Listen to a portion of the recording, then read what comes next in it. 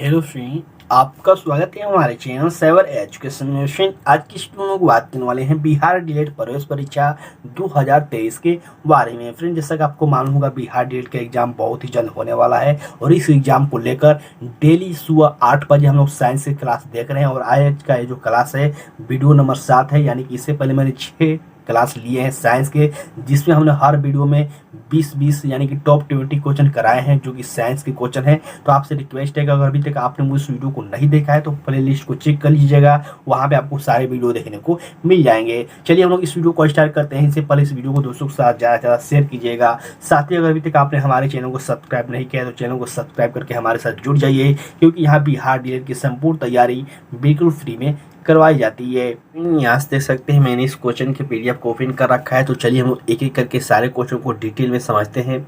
इससे पहले आपसे रिक्वेस्ट है कि इस वीडियो को शुरू से लेकर लास्ट तक देखिएगा और वीडियो समाप्त हो जाने के बाद कमेंट बॉक्स में आप अपना स्कोर जरूर शेयर करें कि आखिरकार आपने कितने क्वेश्चन का राइट आंसर दिया हुआ है। ठीक है, पहला क्वेश्चन यहाँ पर देखिए मेंशन किया गया है, मिट्टी के बर्तन में रखा जल गर्मियों में भी किसके कारण ठंडा रहता है, ये आपको बताना है।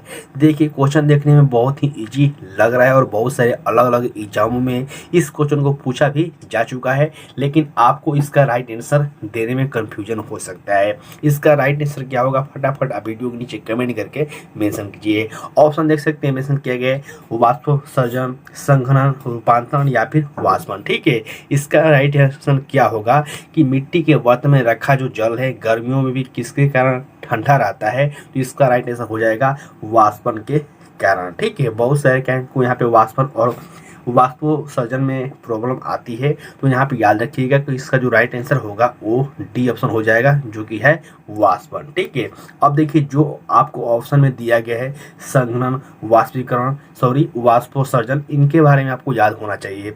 संघनन क्या होता है, वाष्प का द्रव में बदल जाना संघनन कहलाता है। यहाँ से डायरेक्ट क्वेश्चन पूछा जाता है कि संघनन क्या है, ऐसे क्वेश्चन पूछा जाएगा इस संघनन क्या है, तो आपको याद रखना है कि वाष्प का द्रव में बदल जाना ही संघनन कहलाता है। वाष्पोत्सर्जन के बारे में बात करें तो आप सभी कैंडिडेट को मालूम होना चाहिए कि वाष्पोत्सर्जन क्या है। फटाफट वीडियो के नीचे कमेंट करके मेंशन कीजिएगा। साथ ही मैं बता दूं कि अगर आप अभी तक टेलीग्राम ग्रुप को ज्वाइन नहीं किए हैं तो टेलीग्राम ग्रुप को ज्वाइन कर लीजिए, क्योंकि वहाँ पर मैं कुछ इंपॉर्टेंट शेयर करता रहता हूँ। ठीक है, नेक्स्ट क्वेश्चन यहाँ पर देखिए मेंशन किया गया है, बिल्कुल मंद श्रव्य ध्वनि की तीव्रता का जो स्तर होता है वो क्या होता है, ये आपको बताना है।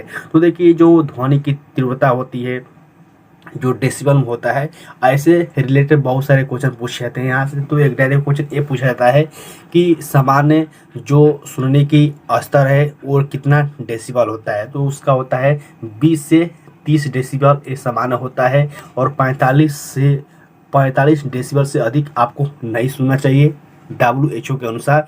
डायरेक्ट क्वेश्चन ये भी पूछा जाता है कि WHO के अनुसार जो मनुष्य की सुनने की जो क्षमता है कितना डेसिबल है, तो वो 45 डेसिबल है। ठीक है, यहाँ से क्वेश्चन पूछा गया है कि बिल्कुल मंद, यानी कि बिल्कुल भी यहाँ पे कोई भी आवाज़ ना हो, मंद यानी कि बिल्कुल न के बराबर। तो जो इसका राइट आंसर हो जाएगा ये हो जाएगा बी ऑप्शन, जो कि है 0 डेसिबल। ठीक है, नेक्स्ट यहाँ देखिए मेंशन किया गया है, सोनार का पूरा नाम क्या है, ये आपको बताना है।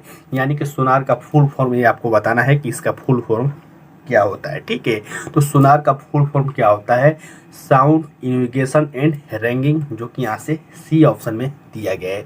सोनार का उपयोग कहाँ किया जाता है, फटाफट आप वीडियो के नीचे कमेंट करके मेंशन कीजिए। देखिए, मैं आपको कमेंट करने के लिए इसलिए बार बार बोलता हूँ ताकि आप अपने जो भी चीज़ें याद की हैं, जो भी क्वेश्चन आप याद किए हैं, जो भी आंसर याद किए हैं, उसको आप रिवाइज कर पाएँ। नेक्स्ट क्वेश्चन देखिए मेंशन किया गया, दर्पण सूत्र क्या है।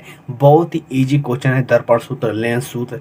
बहुत सारे कैंडिडेट ने इसको मैट्रिक और इंटर में ही पढ़ा होगा, लेकिन ये रिवाइज करना बहुत ही ज़रूरी है। और बहुत ऐसे कैंडिडेट होते हैं जिनको दर्पण सूत्र और लेंस सूत्र में कन्फ्यूजन हो जाता है, तो आप आज के बाद इसमें कन्फ्यूजन नहीं होंगे। ठीक है, देखिए दर्पण सूत्र में आपको सबसे पहले तो याद होना चाहिए कि जो इसका फॉर्मूला होता है हमेशा प्लस में होता है। ठीक है, हमेशा क्या होता है, प्लस में होता है। लेकिन जो यहाँ पे लेंस वाला फॉर्मूला होता है उसमें हमेशा माइनस में होता है। ठीक है, जैसे कि हम लोग बात करें दर्पण सूत्र क्या होता है, तो दर्पण सूत्र होता है 1/u प्लस 1/v बराबर 1/f, जो कि यहाँ पे सी ऑप्शन में दिया गया है। और यही क्वेश्चन पूछा जाता कि लेंस सूत्र क्या है, तो लेंस सूत्र में सिर्फ आपको क्या करना होगा कि यहाँ पर जहाँ पर प्लस है वहाँ पे सिर्फ आपको माइनस लगा देना है, जैसे कि यहाँ पे देखिए डी ऑप्शन में दिया गया है। ठीक है, तो यहाँ पर देखिए जो सी ऑप्शन में दिया गया है ये दर्पण सूत्र हो गया, और जो डी ऑप्शन में दिया गया ये लेंस सूत्र हो गया। ठीक है, तो बिल्कुल इन दोनों पॉइंटों को आप याद रखिएगा। अगला क्वेश्चन देखिए मेंशन किया गया है, किसी परिपथ में विद्युत प्रवाह किसके द्वारा संभव होता है, ये आपको बताना है। ये भी क्वेश्चन इंपॉर्टेंट है, आपको बताना है किसी भी विद्युत परिपथ में जो विद्युत प्रवाह होता है वो किसके द्वारा संभव होता है, ये आपको बताना है। ऑप्शन देख सकते हैं मेंशन किया गया है, न्यूट्रॉन की गति, पॉजिट्रॉन की गति, प्रोटॉन की गति या फिर इलेक्ट्रॉन की गति। तो इसका जो राइट आंसर हो जाएगा वो हो जाएगा इलेक्ट्रॉन की गति, या फिर चार्ज भी से कह सकते हैं, आवेश भी कह सकते हैं। नेक्स्ट क्वेश्चन देखिए मेंशन किया गया है, व्हीटस्टोन ब्रिज का उपयोग किसके मापने से किया जाता है, ये आपको बताना है। तो ये भी बहुत ही इंपॉर्टेंट क्वेश्चन है, बहुत सारे अलग अलग एग्जामों में इस क्वेश्चन को पूछा जा चुका है। जब मैं ये बात बोलता हूँ कि बहुत सारे अलग अलग एग्जामों में पूछा जा चुका है, तो बहुत सारे कैंडिडेट को बिलीव नहीं होता है, बहुत सारे कैंडिडेट को विश्वास नहीं होता है। तो आप विश्वास अगर नहीं कर पा रहे हैं तो आप इस क्वेश्चन को सर्च कीजिए गूगल पर, और आप सर्च कीजिएगा कि किस किस एग्जाम में आया है, तो आपको बहुत सारे अलग अलग एग्जामों में दिखा देगा तो ये क्वेश्चन आया हुआ है। ठीक है, इसीलिए आप मेरी बातों पर विश्वास किया कीजिए। ठीक है, इस क्वेश्चन की बात करें कि व्हीटस्टोन ब्रिज का उपयोग किसके मापन में किया जाता है, तो इसका प्रयोग हम लोग प्रतिरोध मापने में करते हैं, जो कि यहाँ से डी ऑप्शन में दिया गया है। ठीक है, साथ ही मैं बता दूं फ्रेंड कि अगर आप इस क्वेश्चन का पीडीएफ प्राप्त करना चाहते हैं तो सबसे पहले आपको टेलीग्राम ग्रुप को ज्वाइन करना होगा, जिसका लिंक आपको वीडियो के डिस्क्रिप्शन बॉक्स में देखने को मिल जाएगा। बिल्कुल फ्री में उस ग्रुप को ज्वाइन कीजिए और वहाँ पे आपको पीडीएफ देखने को मिल जाएंगे। साथ ही अगर आप हार्ड डिलीट के लिए इस बुक को बाय करना चाहते हैं, जिस बुक से मैं पढ़ा रहा हूँ, तो आप इस बुक को बाय कर सकते हैं, जो कि आप सभी कैंडिडेट के लिए बहुत ही अच्छी बुक है। आज हम लोग बात करने वाले हैं बिहार डीएलएड प्रवेश परीक्षा 2023 के बेस्ट बुक के बारे में, जो कि चस्सू प्रकाशन के द्वारा पब्लिश की गई है। और इस बुक में आपको क्या क्या देखने को मिलेगा, तो देखिए इस बुक पे आपको 2 प्रीवियस ईयर क्वेश्चन देखने को मिलेंगे, साथ ही आपको 3 क्वेश्चन देखने को मिलेंगे। साथ ही ये संपूर्ण गाइड बुक है जो कि नए पैटर्न पर आधारित है, जो कि 120 क्वेश्चन इस बार आपको 2023 में लागू किया गया है, उसके अनुसार इस बुक को तैयार किया गया है। साथ ही संपूर्ण गाइड के साथ आप अगर प्रैक्टिस करना चाहते हैं तो आप इस बुक को भी बाय कर सकते हैं, जो कि प्रैक्टिस के लिए बहुत ही इंपॉर्टेंट है। अगर आप प्रैक्टिस करेंगे तो आपकी तैयारी और बेस्ट होती रहेगी। ठीक है, इन दोनों बुकों का लिंक मैं वीडियो के डिस्क्रिप्शन बॉक्स में डाल दूंगा, वहां से क्लिक करके आप इस बुक को बाय कर सकते हैं। यहाँ पर देखिए मेंशन किया गया है, जर्मेनियम, आर्सेनिक, सेलेनियम और ब्रोमीन के परमाणुओं में कितनी कक्षाएं होती है, ये आपको बताना है। एक केमिस्ट्री का क्वेश्चन है और बहुत सारे ऐसे कैंडिडेट होंगे जो कि इसका आंसर नहीं दे सकते हैं, उनको कंफ्यूजन होगा। इसका राइट आंसर क्या होगा, इसका राइट आंसर हो जाएगा 4, क्योंकि जो जर्मेनियम, आर्सेनिक और सेलेनियम है, इसके परमाणु के कक्षाओं की संख्या जो होती है वो 4 होती है।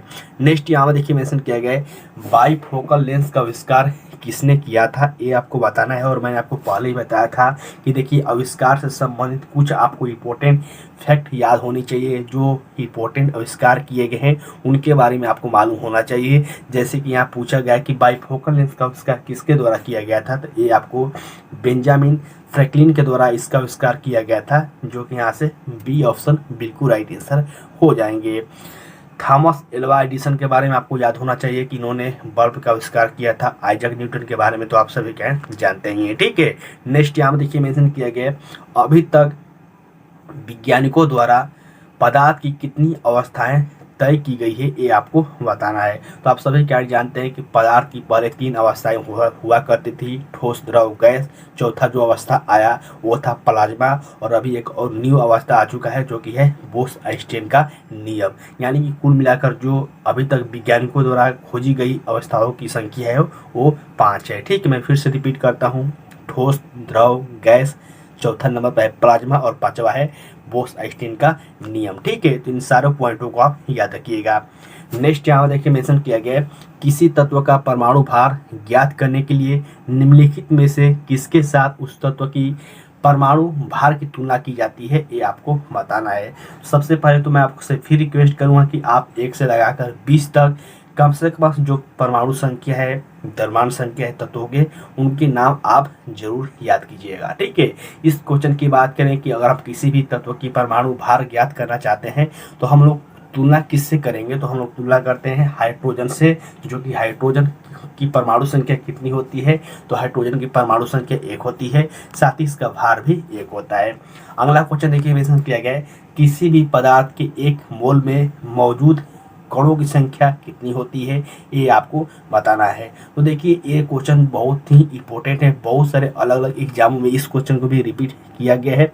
और आपको मैं बता दूं कि जो 1 मोल में मौजूद कणों की संख्या होती है, ये होती है 6.02 गुणे 10 के पावर 23, जो कि यहाँ से बी ऑप्शन में दिया गया है। ठीक है, तो बिल्कुल आप इस वैल्यू को याद रखिएगा क्योंकि यहाँ से डायरेक्ट क्वेश्चन पूछ लिए थे। अगला क्वेश्चन देखिए मेंशन किया गया है, निम्नलिखित में से कौन सी धातु सबसे अधिक नम्य या फिर लचीली है। तो मैंने आपको बताया था कि देखिए जो सबसे अधिक तन्य वस्तु है, सॉरी जो तन्य धातु है वो आपको सोना है, चांदी है। और ऑप्शन में देख सकते हैं यहाँ पे चांदी दिया गया है, सोडियम दिया गया है, एल्युमिनियम है और जिंक है। तो यहाँ पे इसका राइट आंसर क्या होगा, यहाँ पे चांदी हो जाएगा। अगर यहाँ पे ऑप्शन में ए यू होता, अगर ऑप्शन में ए यू दिया होता तो हम लोग इसको क्लिक कर सकते थे, क्योंकि सबसे जो अधिक तन्य है वो सोना है, इसके बाद चांदी आता है। ठीक है, तो इस प्रक्रिया को बिल्कुल आप समझिएगा।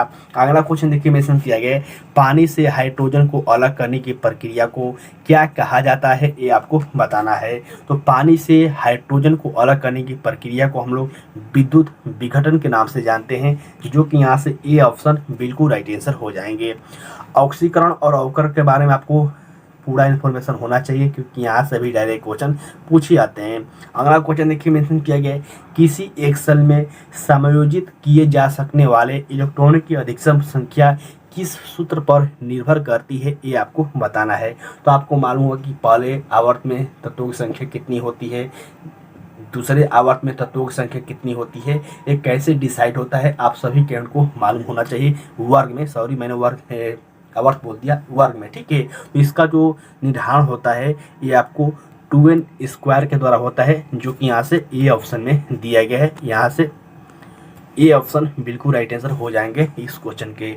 2, 8, 18, 32 आप इसके बारे में डिटेल में जानते हैं। नेक्स्ट यहाँ देखिए मेंशन किया गया, एल्युमिनियम ऑक्साइड प्रकृति में कैसी होती है, ये आपको बताना है। यानी कि जो एल्युमिनियम ऑक्साइड है इसकी प्रकृति क्या है, उदासीन होता है, अम्लीय होता है, क्षारीय होता है या फिर उभयधर्मी होता है। तो मैंने आपको बताया था कि देखिए जो एल्युमिनियम हो गया, मैं यहाँ पर 3 नाम लिख रहा हूँ, एल्युमिनियम, जेडन, मैं फिर से यहाँ पे थोड़ा छोटा में लिख दूँ ताकि आपको अच्छी समझ में आए। देखिए एल्युमिनियम, ठीक है, जेडन, जस्ता, साथ ही पीबी। ठीक है, जो पीबी है ये साथ ही पीबी, ये जो है आपको उभयधर्मी है। यानी कि हम लोग बात करें एल्युमिनियम, जस्ता, पीबी यानी कि लेड यानी कि सीसा, ये तीनों उभयधर्मी ऑक्साइड के प्रकृति में पाए जाते हैं। तो बिल्कुल आप इसको याद रखिएगा। अगला क्वेश्चन देखिए मेंशन किया गया है, आधुनिक आवर्त सारणी में टोटल कितने समूह है, ये आपको बताना है। तो आप सभी कैंड को मालूम हुआ कि आधुनिक आवर्त सारणी की जो खोज है किसके द्वारा किया गया था, ए मोसले के द्वारा किया गया था।